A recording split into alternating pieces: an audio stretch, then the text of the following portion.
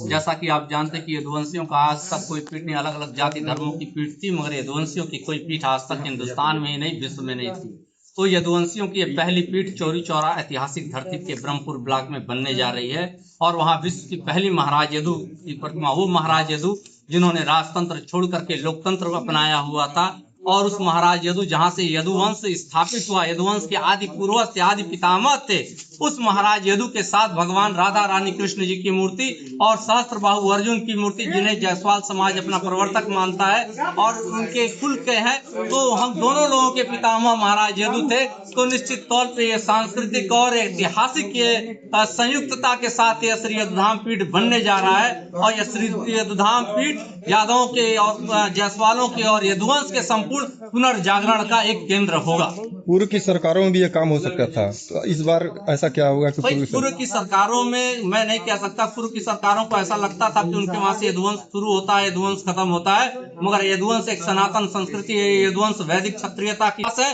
परंतु पूर्व की संस्कारों ने यह मान लिया कि हमारे परिवार से यदुवंश की उत्पत्ति होती है और हमारे परिवार पे ही यदुवंश खत्म होता है। आज तक देख लीजिए, अगर यदुवंश के बड़े बड़े लोग हितैषी होते तो क्यों नहीं अपनी सांस्कृतिक धरोहर, जो हमारी स्वर्णमयी सांस्कृतिक धरोहर रही है, उसको बताने का क्यों नहीं काम किया, उसके लिए स्थापना का काम क्यों नहीं किया, उसके ऐतिहासिक संदर्भों को खोजने का क्यों काम नहीं किया? क्योंकि उन्हें मालूम था, उन्हें डर था कि अगर हम यह सारी चीजें जनता के सामने ला जाएंगे तो हमें कौन पूछेगा, कहीं उनका कोई पूर्वज निकल गया तो सारी राजनीतिक विरासत उधर ही चली जाएगी।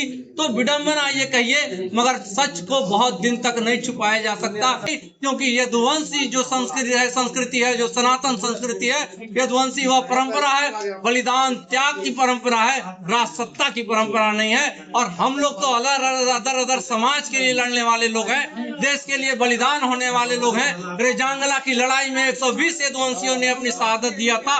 सहस्त्रबाहु अर्जुन की वीरता को कोई प्रश्न चिन्ह लगा ही नहीं सकता। तो निश्चित तौर पर उस यदुवंश धाम की स्थापना होने जा रही है, जो राजनीतिक, सांस्कृतिक, ऐतिहासिक दिशा और दशा को चेंज करने का काम करेगा। समाज को कहाँ पे लगेगी? यह मैंने बताया, ऐतिहासिक चौरी चौरा धरती पे ब्रह्मपुर में लगेगी और 11 फीट की प्रतिमा, स्वर्णमयी प्रतिमा, तीनों प्रतिमाएं होंगी। समाज को इससे क्या लाभ होगा? समाज को लाभ यह होगा कि कम से कम जो उनकी ऐतिहासिकता, भाई आपको अगर ऊर्जान्वित होना है, आप धर्म की पूजा क्यों करते हैं? आप अपने बड़े बड़े लोगों से उनके हिस्ट्री क्यों पढ़ते हैं? तो हम भी अपनी हिस्ट्री वहां स्थापित करने जा रहे हैं कि यदुवंश के लोग जाने कि वो केवल गाय चराने वाले नहीं है, वो राज करने वाले लोग थे और अपनी शहादत देने के लिए, देश के लिए सबसे अधिक जाने जाते हैं। जो इतिहास छपाया गया, उस इतिहास चोरों ने हमारे इतिहास को तोड़ा मरोड़ा और मिटा दिया, उसको हम पुनर्जागृत करने जा रहे हैं। इसलिए यह श्री यदुधाम पीठ की स्थापना हो रही है। कौन चोरों ने तोड़ा है इतिहास को? तमाम लोग हैं, नाम नहीं लेना चाहूंगा।